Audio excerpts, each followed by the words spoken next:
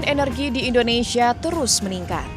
Pertumbuhan penduduk, pertumbuhan ekonomi di berbagai sektor baik industri, rumah tangga, dan komersial, serta pola konsumsi energi yang berlebihan menjadi faktor penyebab meningginya permintaan terhadap energi.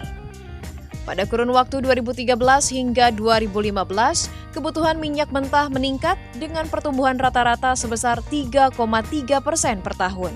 Dari 297 juta barel pada tahun 2013 menjadi 315,4 juta barel pada tahun 2014. Sedangkan pada tahun 2015, kebutuhan minyak mentah mencapai 333,8 juta barel. Penyediaan energi akan tetap didominasi oleh energi fosil sampai dengan tahun 2050. Sumber daya fosil merupakan sumber daya yang tidak dapat diperbaharui, sedangkan peran energi baru terbarukan masih sangat kecil. Minyak katakanlah kalau dengan tingkat konsumsi yang ada saat ini, dengan tingkat reserve yang ada, kita bisa sampai 11-12 tahun. Kemudian untuk gas, kita bisa sampai 40-50 tahun, dan yang masih agak panjang adalah batu bara. Nah, jadi sumber daya ini akan semakin menipis ya, seiring dengan semakin tingginya tingkat konsumsi, eksplorasi yang semakin sulit, begitu ya, sehingga kita harus bersiap-siap, katakanlah dalam beberapa tahun ke depan sumber daya ini akan habis, dan kita kalau tidak kita kembangkan energi terbarukan, itu akan menjadi hambatan besar buat pembangunan ekonomi. Saat ini diperkirakan untuk status cadangan energi per 1 Januari 2015 hanya mencapai 7,30 miliar barel. Indonesia perlu mengoptimalkan pemanfaatan energi baru dan terbarukan. Peran energi baru dan terbarukan dalam penyediaan energi primer baru mencapai 10%. Pemanfaatan energi baru dan terbarukan sudah diamanatkan Undang-Undang Nomor 30 Tahun 2007 tentang Energi dan Peraturan Pemerintah Nomor 79 Tahun 2014 tentang Kebijakan Energi Nasional. Berbagai macam undang-undang sampai ke permen itu sudah banyak amanah bahwa kita harus memanfaatkan energi terbarukan. Pemerintah dengan DPR sudah juga menetapkan target. Yang harus kemudian kita lakukan adalah pencapaian target itu harus menjadi komitmen atau gerakan nasional. Semua pihak harus menuju ke sana dengan menyadari bahwa energi adalah kebutuhan dasar. Indonesia memiliki sumber daya energi baru dan terbarukan yang berlimpah.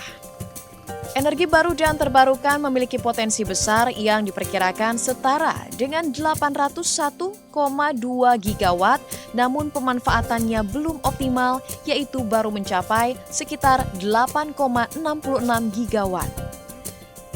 Adapun potensi tersebut meliputi potensi tenaga air sebesar 75 gigawatt, surya sebesar 532,6 gigawatt, panas bumi sebesar 29,5 gigawatt, angin sebesar 113,5 gigawatt, bioenergi sebesar 32,6 gigawatt, energi laut sebesar 18 gigawatt. Untuk mengoptimalkan potensi energi terbarukan ini, pemerintah melalui Direktorat Energi Baru Terbarukan dan Konservasi Energi Kementerian Energi dan Sumber Daya Mineral menargetkan pada tahun 2025 pemanfaatan energi baru terbarukan meningkat hingga 23%. Untuk pengembangan energi baru dan terbarukan di Indonesia membutuhkan dana sekitar Rp260 triliun untuk 10 tahun ke depan. Mungkin baru 10 atau 15% yang kita baru gunakan. Sementara di sisi lain, kita juga sudah punya target melalui kebijakan energi nasional. Dan di dalamnya, target dari biomasa juga sudah besar. Kurang lebih mungkin sampai tahun 2025 itu, biomasa akan menyumbang kurang lebih mungkin 2,5 sampai 3 gigawatt. Selain ada panas bumi di situ, ada biogas di situ, ada mikrohidro, ada PLTA, ada panas bumi, semuanya berkontribusi terhadap pencapaian boran energi nasional yang sudah ditetapkan secara PP, yaitu 23% pada tahun 2025 kan.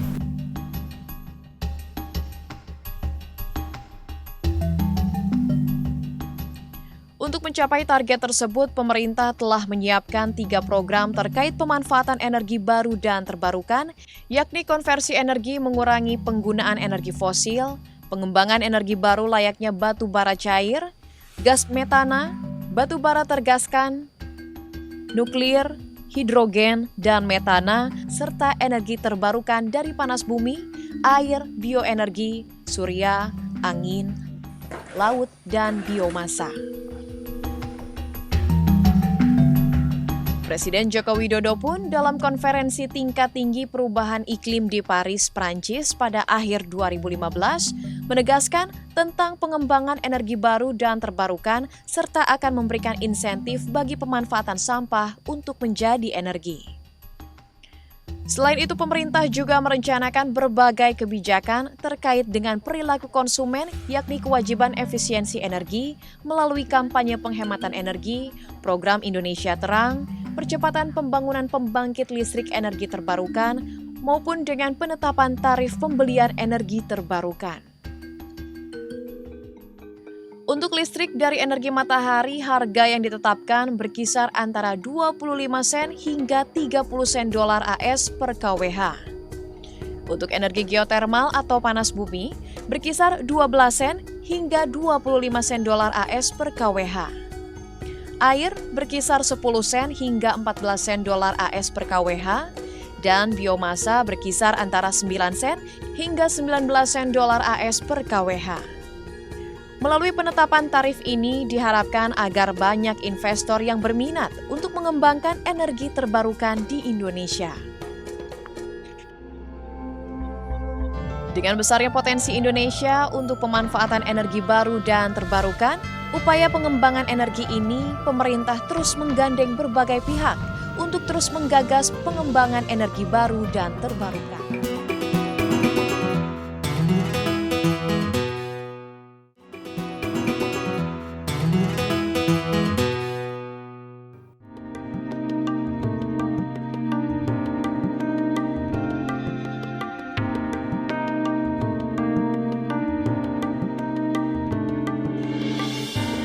Langkah nyata dalam pemanfaatan energi terbarukan telah dijalankan oleh perusahaan listrik negara PLN. Perusahaan penyedia listrik bagi masyarakat ini telah turut serta dalam mengembangkan energi baru dan terbarukan melalui pemanfaatan energi biomasa. Biomasa merupakan sumber energi terbarukan yang mengacu pada bahan biologis yang berasal dari organisme yang belum lama mati. Energi biomasa berasal dari tumbuhan seperti tanaman sisa pengolahan ataupun hasil panen secara langsung. Melihat hal tersebut, PT PLN terutama di Gorontalo, Sulawesi Utara mengembangkan energi biomasa dari sisa pertanian jagung atau tongkol jagung. Pemilihan ini mengacu pada potensi pertanian jagung di Gorontalo yang cukup besar dan tentunya menyisakan limbah jagung yang cukup besar pula.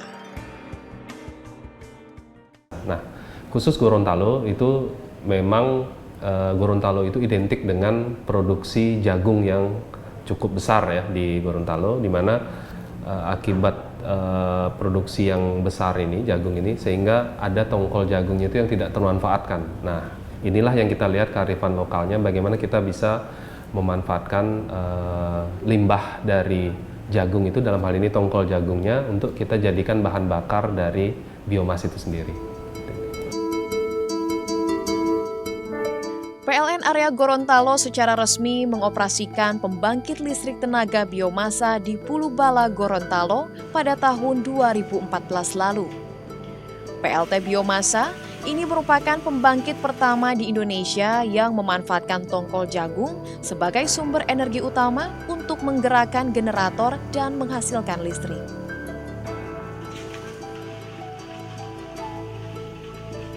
Pembangkit berkapasitas 500 kW ini didesain untuk membantu beban puncak pemakaian listrik di Gorontalo.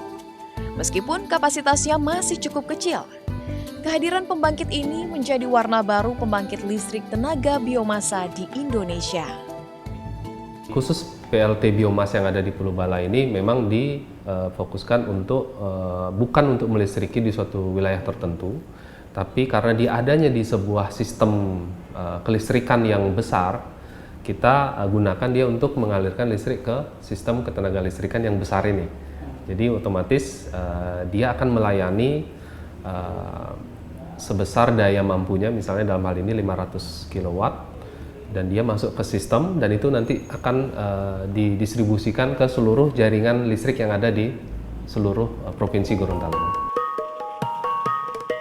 Dalam sekali produksinya, PLT biomasa Pulubala ini memerlukan 2,5 ton tongkol jagung untuk 5 jam produksi pada beban puncak, sekitar pukul 6 sore sampai 10 malam. Dan dalam setahun, kurang lebih 1.000 ton tongkol jagung diperlukan PLT biomasa ini untuk memproduksi listrik. Dengan tingginya pemanfaatan tongkol jagung, tentu akan berimbas pada kesejahteraan petani jagung. Tongkol jagung yang biasanya dibuang oleh petani, kini dibeli oleh PLN. Pemanfaatan kearifan lokal ini menjadi prospek yang menguntungkan bagi kedua belah pihak, PLN dan petani jagung. Dengan adanya pembangkit biomas ini, masyarakat di sini sangat bersyukur karena sangat membantu untuk satunya penerangan di desa inilah begitu. Alhamdulillah dengan keadaan bonggol jagung yang dulunya dibuang-buang atau dibakar-bakar saja, ya sekarang dengan adanya PLTB biomas bisa dimanfaatkan, boleh dinamakannya untuk penambahan sehari-hari lah untuk keluarga. Untuk satu karung begini hasilnya bonggol jagung itu sekitar 30 kilo. Kalau dibeli sekarung 10.000, di harga 10.000. Menurut Koordinator PLT Biomasa Miftahul Fujianam, untuk memproduksi listrik di PLT Biomasa ini melalui 3 fase utama. Fase bahan baku, fase gasifikasi, dan fase listrik. Jadi kita mendapat tongkol jagung dari petani dalam kondisi kering. Tongkol jagung disimpan di dalam gudang penyimpanan sebelum proses gasifikasi. Tongkol jagung dicacah terlebih dahulu untuk mendapatkan ukuran yang sesuai. Setelah itu, cacahan tongkol jagung diangkut oleh conveyor menuju silo atau tempat penampung cacahan tongkol sebelum ke reaktor. Dari silo, tongkol jagung dibawa oleh screw feeder menuju reaktor secara kontinu. Disinilah terjadinya proses gasifikasi untuk menghasilkan syngas atau synthetic gas. Gas yang keluar dari water scrubber menuju ke dry filter. Disinilah terjadi proses pemurnian. Terakhir, dry filter berfungsi untuk menangkap partikel-partikel air yang terkandung dalam gas, sehingga syngas menjadi kering. Baru setelah syngas bersih, gas ditampung sementara oleh gas tank. Kemudian syngas siap untuk dijadikan bahan bakar oleh engine gas yang ada di Pulubala ini. Engine gas akan menggerakkan generator, sehingga dihasilkan listrik yang terkoneksi dengan sistem Slutgo, Sulawesi Utara dan Gorontalo. Listrik ini nantinya digunakan warga untuk keperluan sehari-hari. Pembangkit listrik tenaga biomas ini digunakan untuk memikul beban puncak dari jam 5 sore hingga jam 10 malam dengan kapasitas 200-400 kW. Selain dari sisi pemanfaatan kearifan lokal, secara umum jika dilihat dari nilai ekonomis, biaya pokok produksi BPP listrik di Gorontalo yang menggunakan BBM sekitar Rp2.500 per kWh. Sedangkan menggunakan PLT biomasa tongkol jagung ini, BPP dapat ditekan menjadi Rp600 per kWh. Tentunya, jika dimanfaatkan secara optimal, tongkol jagung ini dapat mengurangi pemakaian BBM untuk listrik ke depannya. Upaya pengembangan PLT biomasa ini pun terus dilakukan oleh PLN Gorontalo, yakni dengan cara merescaling pembangkit menjadi ukuran yang lebih kecil. Tujuannya agar pembangkit ini mudah dipindahkan atau diterapkan ke daerah terpencil atau pulau-pulau di sekitar Sulawesi Utara, Gorontalo. Sesuai desain yang kita gunakan, daya yang keluar adalah sebesar 12 kW. Untuk daya sekitar 900 kV, seperti biasa kita gunakan di satu kepala keluarga, itu bisa mencakup 15-20 kepala keluarga. Dengan adanya inovasi dalam bidang energi terbarukan ini, semakin banyak daerah yang dapat menerima manfaat dari penggunaan energi baru dan terbarukan, utamanya untuk listrik. Pemanfaatan energi baru dan terbarukan pun dapat dikombinasikan satu sama lainnya sehingga energi yang ada dapat saling mengisi. Hal itulah yang diterapkan dalam pembangkit listrik dengan sistem hibrid.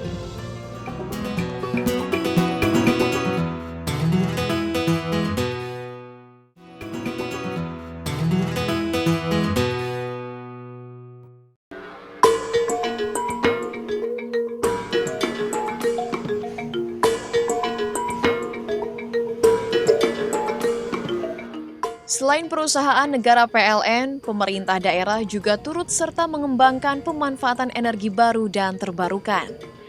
Adalah pemerintah Kabupaten Bantul, Yogyakarta yang telah menjalankan pemanfaatan energi baru dan terbarukan melalui kombinasi dua energi, yakni energi angin dan matahari. Sumber energi angin dan matahari merupakan sumber energi terbarukan yang bersih dan tersedia secara bebas. Masalah utama dari kedua jenis energi tersebut adalah waktu ketersediaan yang tidak berkesinambungan. Energi surya hanya tersedia pada siang hari ketika cuaca cerah, sedangkan energi angin seringkali berfluktuasi tergantung cuaca atau musim. Untuk mengatasi permasalahan ini, teknik hibrid banyak digunakan untuk menggabungkan beberapa jenis pembangkit listrik. Penggabungan energi itulah yang diterapkan di pembangkit listrik tenaga hibrid Bayu Baru di Pantai Pandansimo, Bantul, Yogyakarta. Hybrid di sini prinsipnya sebetulnya adalah diperlengkapi dengan suatu peralatan pengendali secara elektronika yang bisa mengatur kapan beban itu menggunakan sumber energi yang berasal dari matahari yang disimpan ke dalam baterai, kapan juga menggunakan dari angin, dan kapan harus menggunakan dari diesel. Jadi diesel atau PLTD hanya digunakan pada waktu yang pendek dan pada kapasitas yang nominal sehingga efisiensinya bisa tinggi. Secara geografis, pesisir pantai selatan Yogyakarta merupakan lahan terbuka yang luas. Matahari bersinar sepanjang hari, kecepatan angin rata-rata dengan intensitas 4 meter per detik, sehingga wilayah pesisir pantai selatan ini layak dijadikan lokasi tempat pembangkit listrik energi hibrid dengan turban angin putaran rendah dan panel surya seperti di Pantai Baru Pandansimo, Bantul. Pada tahun 2010, didirikanlah PLTH Bayu Baru. Saat ini PLTH memiliki sekitar 34 unit turbin angin dan 190 panel surya dengan total jumlah daya sebesar 90 kW. Secara umum, proses perubahan energi angin dan energi matahari menjadi energi listrik perlu melalui berbagai tahapan proses. Utamanya adalah pengkonversian energi matahari dan angin ke dalam baterai penyimpanan untuk selanjutnya diteruskan ke masyarakat. Jadi kincir angin ini memanfaatkan energi kinetik ya, yang bisa dikonversi melalui teknologi turbin angin ya, kemudian akan menghasilkan listrik ya. Dan untuk tenaga surya sendiri, ini solar cell yang kita manfaatkan, ini merubah foton dari sinar matahari, ya, itu dengan teknologi fotovoltaik, sehingga cahaya sinar matahari bisa dirubah menjadi listrik. Nah, kedua pembangkit ini, ya, kita tampung dalam satu wadah atau yang disebut baterai, ya. Nah, kemudian kalau kita ingin memanfaatkan listrik yang stabil, kita gunakan alat yang namanya inverter. Jadi mengkonversi listrik yang sifatnya tadi fluktuatif, karena medianya juga fluktuatif, menjadi listrik yang stabil, ya. Dan ini yang bisa dimanfaatkan oleh masyarakat. Untuk menjaga keberlangsungan pembangkit ini, perawatan pembangkit menjadi sesuatu hal yang mutlak dilakukan agar alat-alat ini dapat terus bekerja. Terutama dalam pemeliharaan turbin angin. Kondisinya yang berbeda di bibir pantai membuat alat kincir angin ini rentan dengan adanya korosif atau kerusakan akibat hembusan angin pantai yang bercampur dengan air laut. Jika kondisi ini tidak segera diatasi, dapat membuat alat kincir angin yang ada mengalami kerusakan. Jika terjadi kerusakan, para teknisi di pembangkit ini akan segera memperbaiki di workshop atau bengkel PLTH. Workshop ini berfungsi sebagai fasilitas untuk perbaikan komponen-komponen sistem PLTH mulai dari perbaikan komponen listrik maupun mekanik. Untuk pemeliharaan alat, teknisi PLTH secara rutin setiap hari memantau kondisi penyimpanan energi di ruang kendali. Pemantauan ini dilakukan agar jumlah asupan energi yang masuk ke dalam baterai penyimpanan tidak mengalami overload, karena jika terjadi overload akan merusak sistem penyimpanan energi pembangkit di baterai. Pemanfaatan energi listrik yang diberikan oleh PLTH ini cukup besar, utamanya untuk kawasan wisata Pantai Pandan Simo. Listrik yang dialiri di sini diberikan ke warung-warung kuliner secara gratis tanpa dipungut biaya. Dengan daya yang diberikan sekitar 250 sampai 450 watt, sangat membantu untuk menerangi kawasan wisata ini di malam hari, menghidupkan peralatan listrik, maupun untuk penyaluran air bersih ke setiap warung atau pengguna energi listrik ini. Sekarang memang hari ini itu sudah 24 jam bisa nyala terus. Jadi kalau dulu jam 6 sudah bubar, sampai sekarang itu kalau pas malam minggu gitu, banyak mahasiswa yang makrab di sini itu sampai pagi lagi itu mendapatkan penerangan listrik. Kemudian warung-warung ini bukanya juga sampai malam, sampai ada jam 10, jam 11, sepanjang masih ada tamu masih dilayani malam itu. Sebelum itu belum ada listrik di PLTH, itu kan kalau pengunjung kalau sore udah sepi. Setelah ada lampu dari PLTH, pengunjung kalau sore semakin banyak. Keuntungannya ya lebih menambah perekonomian masyarakat warga Ngentak. Penerapan energi hibrid di Bantul merupakan satu-satunya aplikatif energi baru terbarukan yang memanfaatkan energi angin dan matahari dengan skala besar yang ada saat ini di Indonesia. Keberadaan PLTH ini telah mampu menjadi pendorong kehidupan perekonomian di kawasan Pantai Pandan Simo. PLTH ini mempunyai peranan yang cukup penting untuk masyarakat sekitar, khususnya di Desa Ngentak itu, karena menjadi trigger ekonomi. Salah satu-satunya, bisa sampai sekarang disebutkan satu-satunya sumber energi listrik yang mereka pakai. Sampai sekarang, energi listrik yang mereka pakai untuk penerangan jalan, untuk warung-warung, dan untuk kebutuhan yang lainnya gitu. Pembangkit listrik tenaga hibrid ini setidaknya dapat memberikan gambaran bahwa potensi energi angin dan matahari dapat dijadikan sumber energi alternatif untuk masa depan. Sehingga pembangkit listrik tenaga hibrid dapat dijadikan sebagai edukasi teknologi bagi siswa sekolah, mahasiswa, serta masyarakat umum.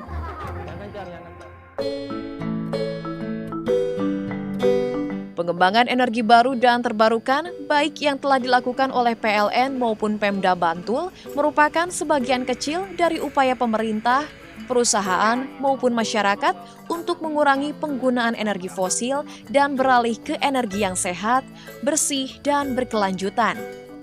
Dengan harapan kedaulatan energi bagi bangsa kita akan tercapai dengan memanfaatkan semua karunia dari sumber energi baru dan terbarukan ini.